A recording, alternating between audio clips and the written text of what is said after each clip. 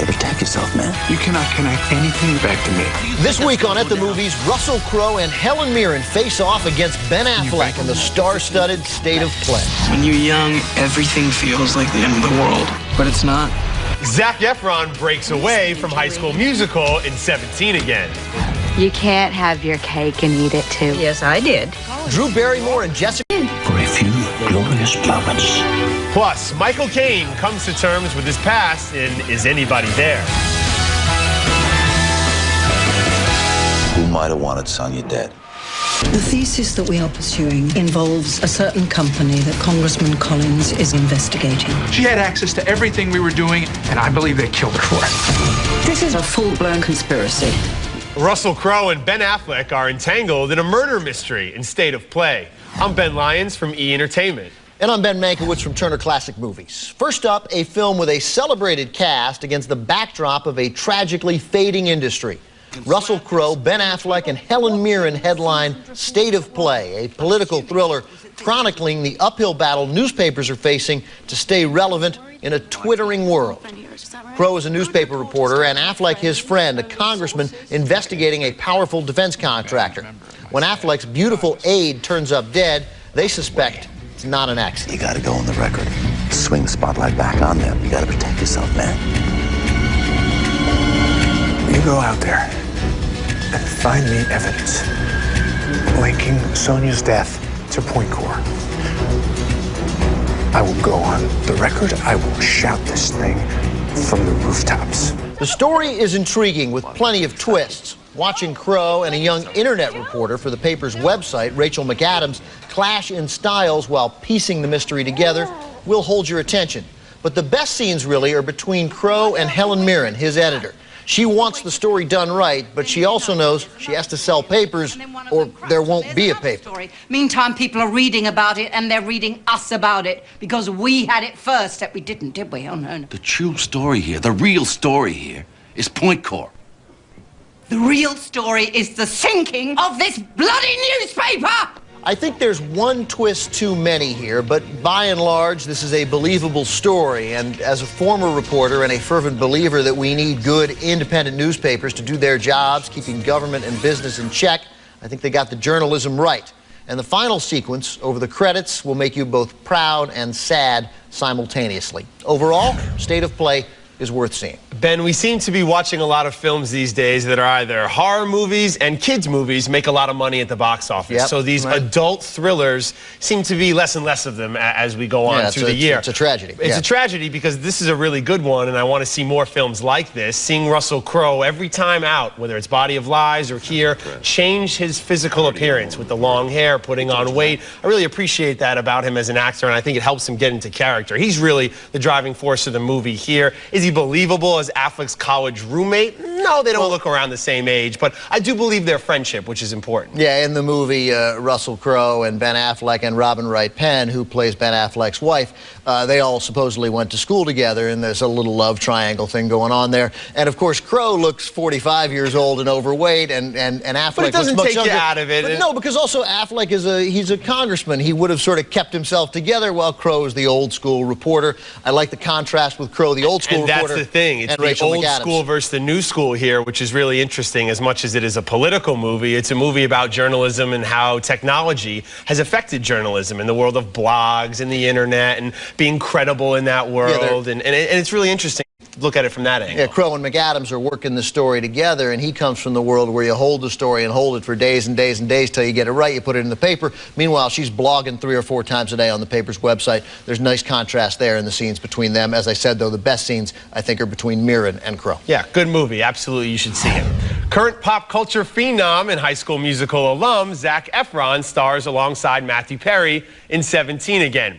Here, Perry plays Mike O'Donnell, a middle-aged man who's growing apart from his family. His wife, played by the hilarious Leslie Mann, wants a divorce, and he's alienated from his 2 kids. When a mysterious janitor at the town's high school asks Mike if he'd like the chance to relive his glory days, he's sucked into a mystical vortex. Come on, go along with me, people. And he's transformed into his 17-year-old self, played by Zac Efron.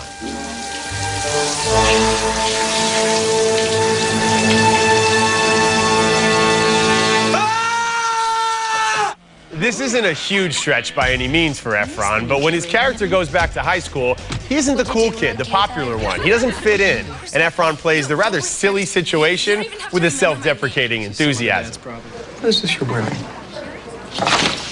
This is cool. This is hip. I have a picture of Kevin Federline wearing the exact same thing. I don't know who that is. What are you wearing? I told you to show up like a dad. You look like Clay Aiken. Leave him out of this. The central storyline around Efron trying to come into his own as a father and husband while being trapped as a teenager was not written well enough to entirely engage me and hold my interest throughout. Hey, the team. Really?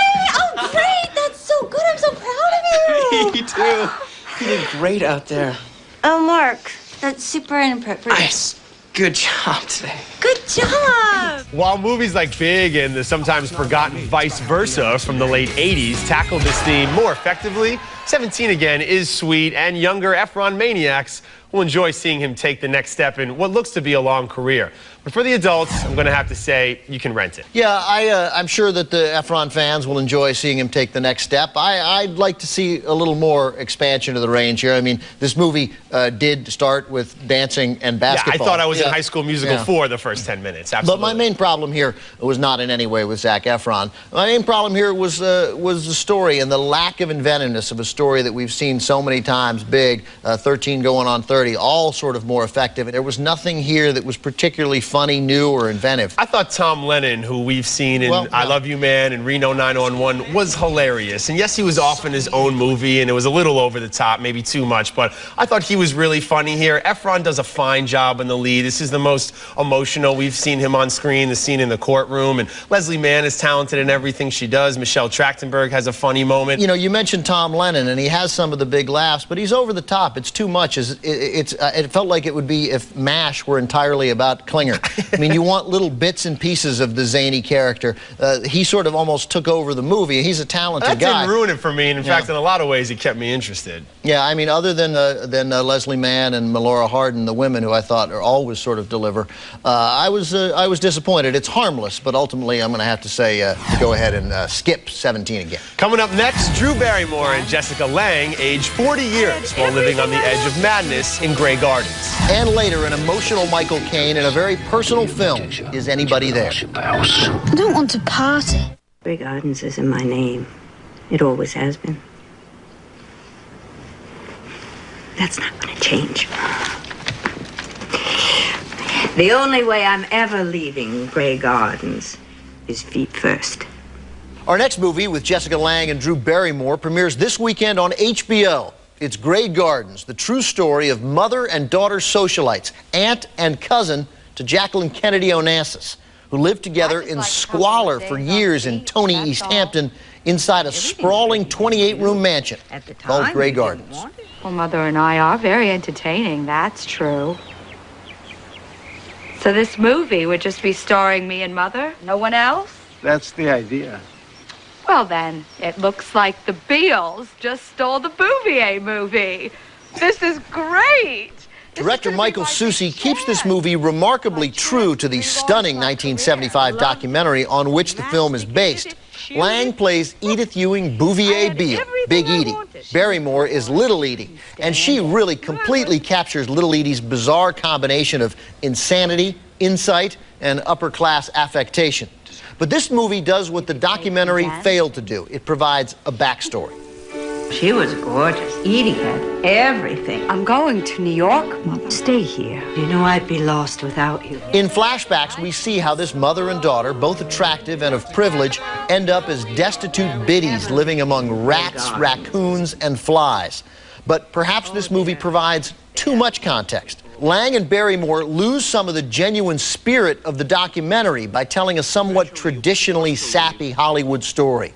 It's all too neat, which is certainly not what Grey Gardens was. However, the performances are strong and the story intriguing, so I'm going to say rent it. We always talk about, should I read the graphic novel before I watch the movie? Should I read the book before the film?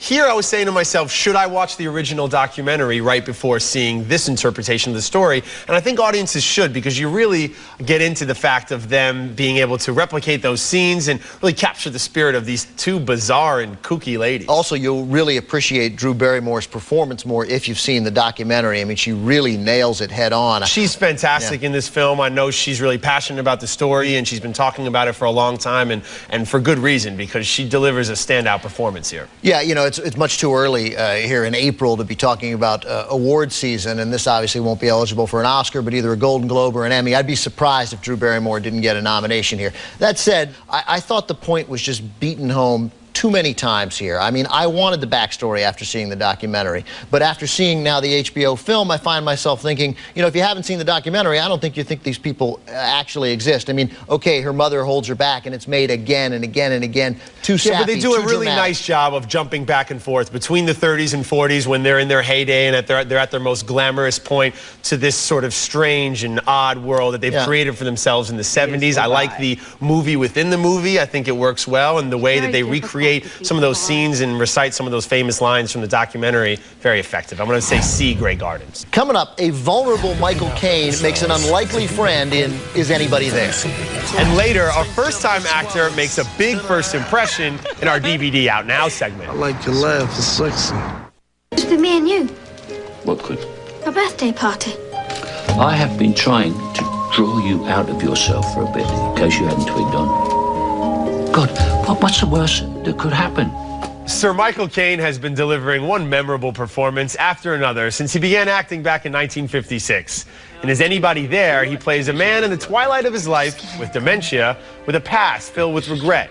He stars here opposite the young and talented Bill Milner, who you may recognize from last year's Son of Rambo. He's a curious young boy living with his family in the nursing home they run, who spends his days fascinated by death with a curiosity of the unknown.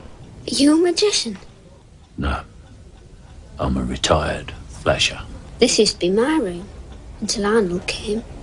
Who's he when he's at home? He's not anybody now. He's dead. He died in that bed.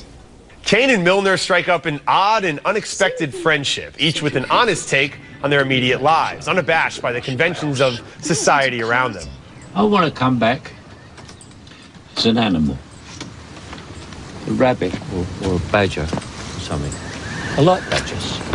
What's so good about badgers? Well, I like badgers because they're bad-tempered and they look good.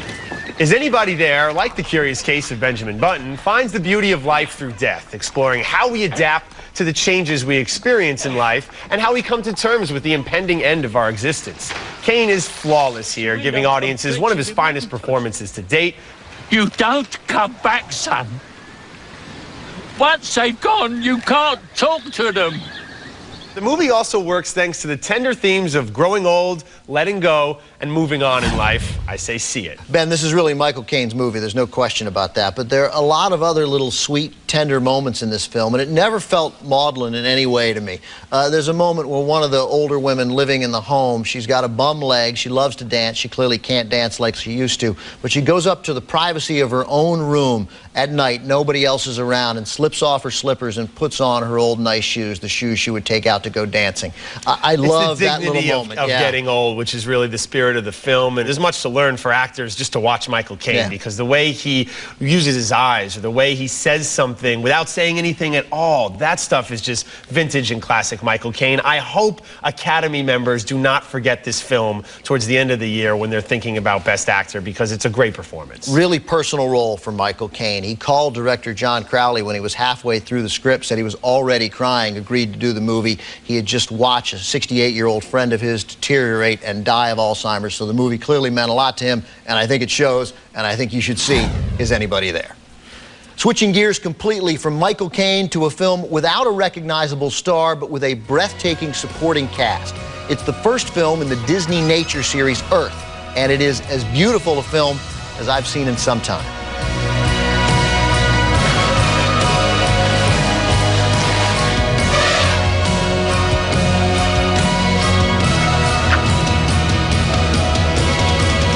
Narrated by James Earl Jones, Earth spends 1 year covering the animal life with whom we share the planet, particularly 3 animal families, a humpback whale and her calf, a mother and baby elephant, and a polar bear and her 2 cubs. The polar bears, despite their ferocity, are typically adorable.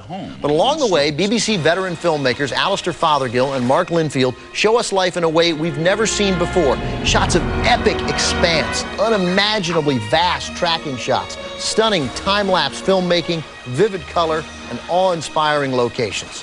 Plus, baby ducks. It's their first flight.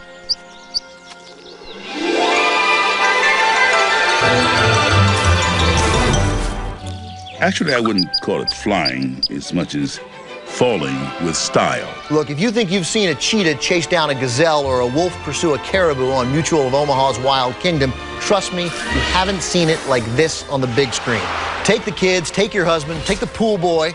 Just go and experience this really wonderful film. It opens appropriately on Earth Day. I say see it. Just love the image of you at the movies with your family and a pool boy, but you know what? It really is impressive to see these images so up close on a big screen. I really wanted it in IMAX. I think it would have enhanced the quality of it, but you know what? If you're a fan of these filmmakers' work on Planet Earth, which is narrated on Discovery Channel by Sigourney Weaver, a lot of the same footage used on that show here in the movie, you're going to love this. The slow motion sequences are really the film's trademark style, I think. For me, it was the tracking shots. It was an ability to pull back above a flock of birds as it fills an entire screen, what seems like, I mean, I don't know how many there were, 10,000, a million? I don't know. What it did was consistently take my breath away. I was really stunned by this. And yeah, I could see it in IMAX, sure, but it's pretty damn good as is. Sure, and lots of great films like this, Winged Migration, March of the Penguins, to name a few, have come out in recent years. I agree with you. Folks should see Earth. Coming up next, my pick for the best movie of 2008 in our DVD Out Now segment. How old are you? 19. By the time you're 21, I'll make you into a millionaire.